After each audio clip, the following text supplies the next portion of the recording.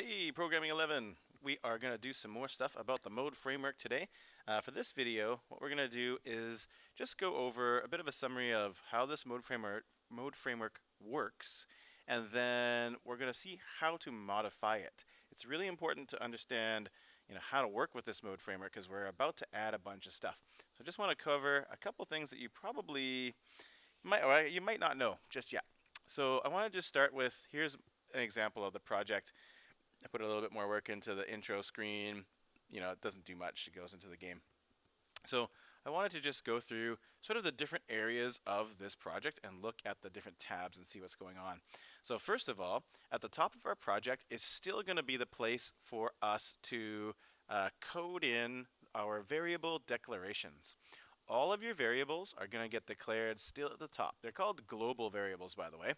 I feel like I'm missing some important comments here, so I'm just going to throw those in. So these are my mode variables. And then we're going to be also making variables for things like the target and other stuff. So you'll want to have areas for that. You might also have a place for your color palette variables as well. So you can make different comments to describe all the different kind of variables you'll have. Probably should also have my name and date and all that kind of stuff up here. Block, whatever. I'm not sure which block I belong to. Many blocks. All that kind of stuff should still be there. Oh, it's October now. What is it, the 8th today? I can't even remember. So these are still important things, and they're still going to go at the top of your main tab. See how I'm in the main tab?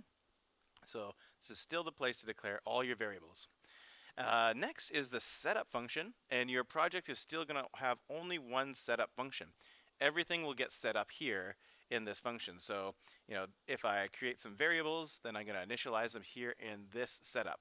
This setup is for all modes. So you're going to have this initialize all your variables, even things that aren't going to be useful until the game over screen. So setup is your one and only setup for doing all those things. You can use it to load images. You can use it to load fonts. You can use it to set certain things. Like I'm using text align. I'm doing it here because I want all my text to be aligned, for example. So this is the way to do that. Okay, and then just to go over the draw function. The draw function is our tried and true function that does all of our art. It does all of our animation, and it does a lot of our sort of making things look tactile and stuff. So remember, this draw function is not really going to change. I'll zoom in just to make it really clear. This is what the draw function will look like for the majority of the project. The only thing we're going to change is possibly add in more else ifs to account for new modes we're going to make. We're going to make an options screen mode later on for you to sort of customize your target and that kind of stuff. So here's our draw function. It's not going to change. So how are we going to add in new stuff? Well, that's what these functions are for. Intro, game, pause screen, game over. These are the functions that the draw function will choose. It's basically like saying the draw function is going to give control of the animation and all the drawing to one of these functions here. So when mode equals intro function becomes the draw function. It's going to do all the work.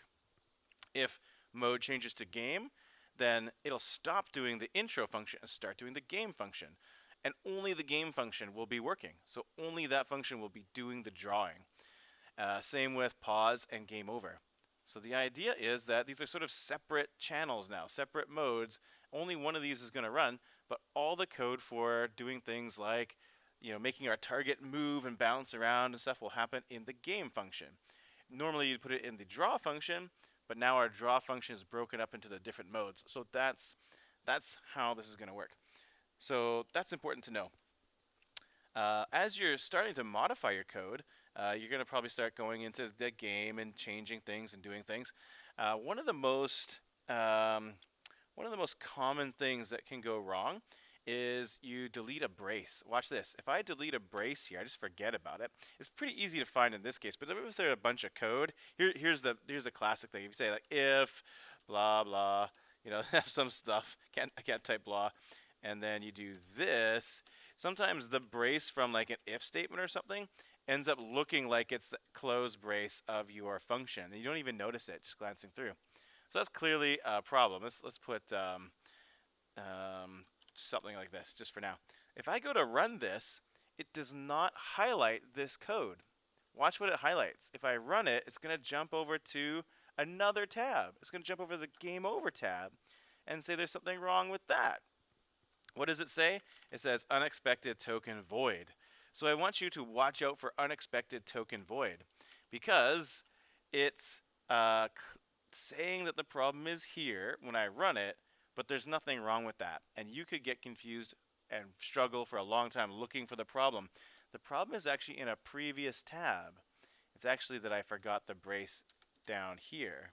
So watch out for that, everybody. As you're going through this new project, unexpected token void is your is a kind of a trap for you to fall into. Where's the Admiral Akbar meme, right? So if you do get it, now you know how to handle it. If you see that, this is the function that it's like, oh, error, then you need to go back to a previous function and find where you're missing the brace. Okay? Notice that if you're ever wondering, you can always click on a brace and it will highlight the matching brace. So I'm clicking on this brace, it highlights that one. If I click on this brace, it highlights that one. So if you click on your last brace, like say for example I made a mistake, if you click on your last brace of a function and it doesn't highlight the first brace of the function, you've got some problems. That's you missed a brace. And it's so easy to do that, so easy to forget. So there's another technique to help you to find those things. Okay? Hey, thanks everybody. I hope this was a helpful video for getting you started on where to put the code that we're going to be doing coming up. In the next video, we'll actually start building in that code and controlling the movement of our target. Okay? Thanks everybody.